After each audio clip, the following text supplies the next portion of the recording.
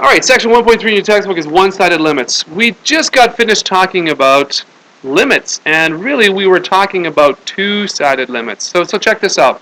Remember this from the other day? As x approaches 2, what does this function f of x approach? So what value does it approach? Well, from 2 from either side, from the left side, it appears that it approaches this value here. From the right side, it appears that it's coming down to approach this same value. And so we say that the limit as x approaches 2 is 2. Okay? Now really what we were talking about is two separate limits. The limit from one side of 2 and the limit from the other side of 2. Well, today we're going to actually give those names. We're going to separate those. And we're going to be able to fully understand a question like this that we did. Okay? Because this invokes two one-sided limits. Okay. So, left in the book here, in your textbook, the two-sided limits, left, is it left-hand limit or left-side limit? Yeah, left-hand limit, okay? So left-hand limit. If you call it, I don't know, I think you can call it left side. I think I've seen that before too. Left side limit, but left-hand limit and the right-hand limit. So, the concept of the limit, you guys are beginning to understand pretty well.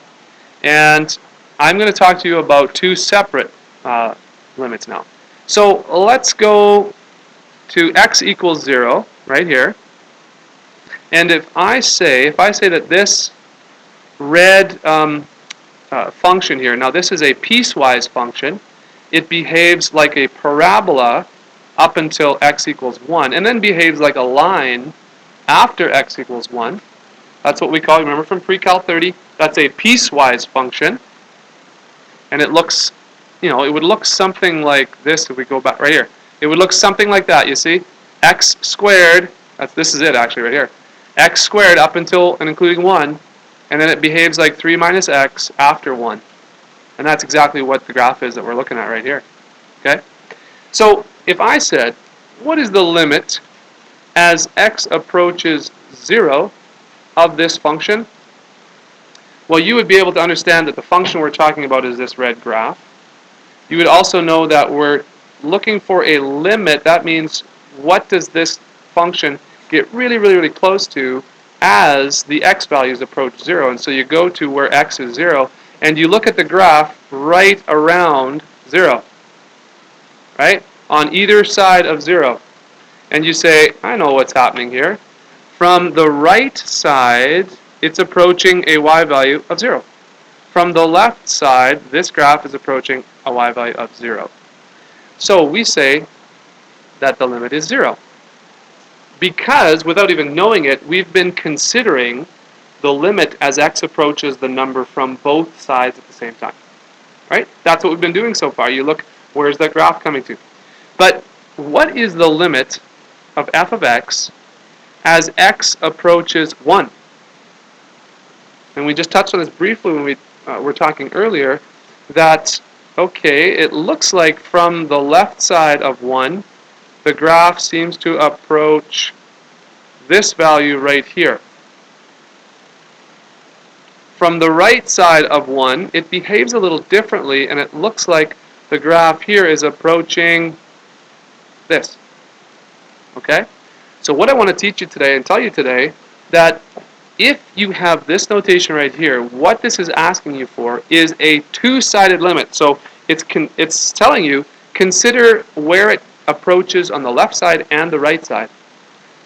And it has to be the same number left side, right side in order for a limit to exist. So you would say here does not exist. Why?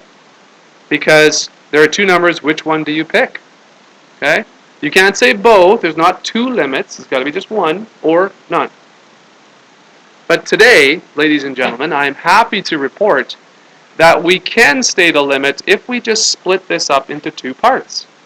Because intuitively, we know that, hey, from the left side, I do have a limit. And from the right side, I have a different limit. Even though there's a gap. Yes, even though there's a gap. We're not concerned about where we're not concerned about x equals 1. Remember, we talked about this yesterday. We're not looking for, let's plug x equals 1 in and find out what the value is. We're not necessarily looking at that. We're looking at what is the graph doing right around 1 on either side as x gets very, very close to 1. So gaps don't matter. With a two-sided limit, or when it looks just like this, yes, the jump matters. The gap didn't matter before, but this would matter. Now, I'm going to write this a little different here. Watch this. What's the limit of the function as x approaches 1? And I'm going to say from the left side, and guess how I signify this? I put a little negative sign as an exponent on the 1. So in that position, that superscript position. This means, and I'm going to write it out here for you, what is the limit of f of x as x approaches 1 from the left? Okay? That's what that's saying. It's the notation for a left-hand limit. And this, of course, is where you would say, okay, let's look at this graph again here. Okay. And you would say, as x, here's the x values right here, as it gets closer to 1 from the left, what's happening to this function at the same time? It is going up and it is approaching this value right here. Your limit is 1. The left-hand limit is 1. Okay? So right now you're sitting in a desk, and most of you have a person on either side of you. Okay? If I say, who is on your left? You don't say, well, both people. You don't look to your right and say, this person. No, you look to your left. This person is on my left. Right? So for this x value right here, 1, there could be a different limit on the left and on the right. And so you guys probably are lightning fast brains here, and you're understanding what I'm going to do next. So the limit of the function as x approaches 1 from the right, how do you think I might signal that I'm looking for the x to come from the right? Yeah. Plus sign right there. That means the right-hand limit. Okay? And that, of course, if we just erase this stuff here, okay, we're doing the same thing over here. As x approaches 1 from the right, what's happening to the graph? Well, it's following this red line, and it seems to be approaching, getting very close to 2. Where the function actually comes out at 1 doesn't matter, because x equals 1 is 1 here, because it's a solid dot. At x equals 1, the value of the function is 1. That doesn't matter. We're talking about limits, remember? So this is 2. Questions so far? Left-hand limit, right-hand limit? Okay. Now, the left-hand limit and right-hand limit could be exactly the same. If there's no gap, or sorry, if there's no discontinuity, if there's no gap, they could be the exact same. Okay? Think about this one right here. And the limit, you don't have to write this down, but just watch. The limit of f of x, this f of x right here, right? As x approaches 1 from the left, what is it? Yeah, 0.5. And as x approaches 1 from the right, going this way, coming up to the exact same limit. It's the same. Left-hand limit, right-hand limit. Good? Questions? Okay. Now, if you see the notation without the plus or minus here, like this, okay, the left-hand limit and the right-hand limit must agree in order for a limit to exist. Okay?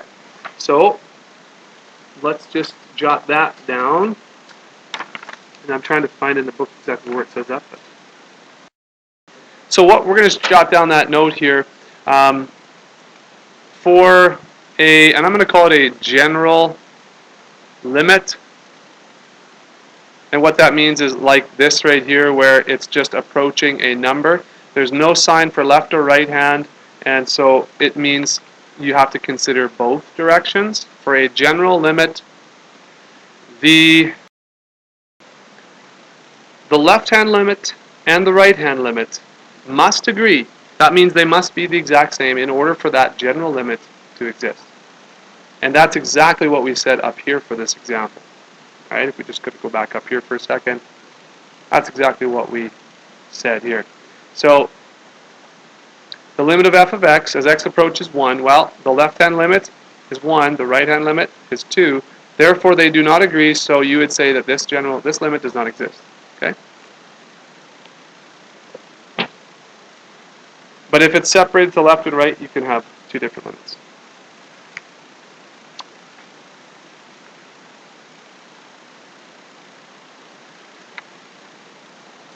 All right, just a side note here. We've talked about continuous function, discontinuous functions.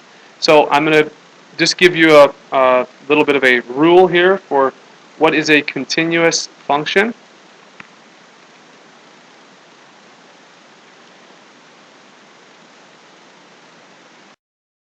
F is continuous at any number a if the limit as x approaches a of this function is actually equal to f of a.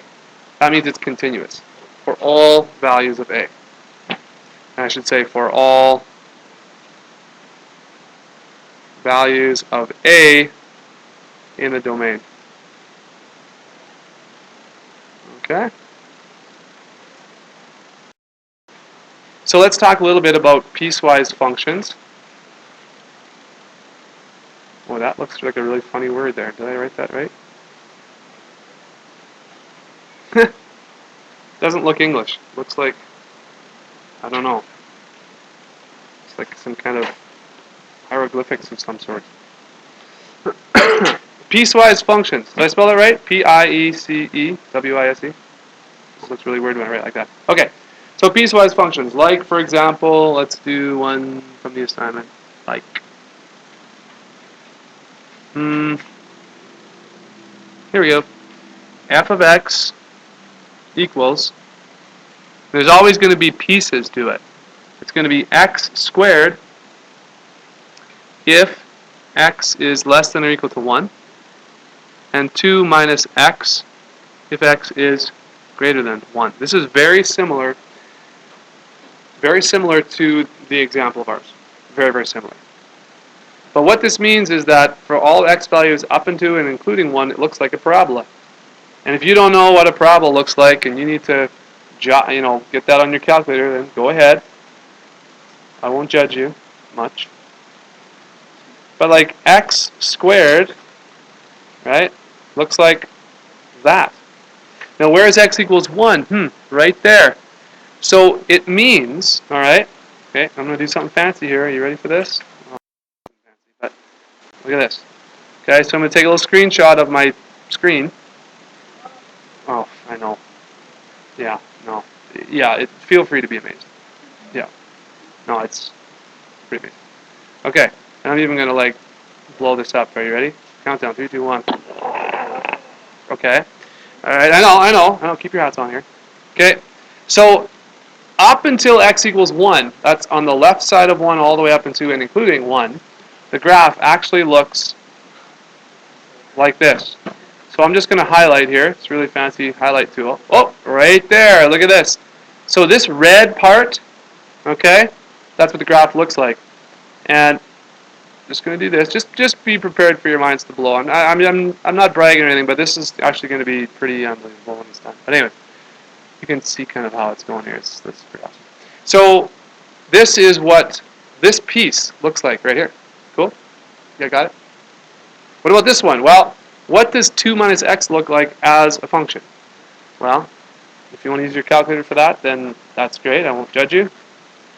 Not much. 2 minus x equals this. There we go. Okay? Now, let's see if your mind's blown, if this works. So I'm going to also clip this one over here. Okay? I know. It's amazing. Okay? And so we're going to do this, and what else are we going to do? We're going to stretch this. Yep, so it's the same size. And I'm going to I can't really overlay it, I guess. It's just too bad. But you kind of see what's happening here.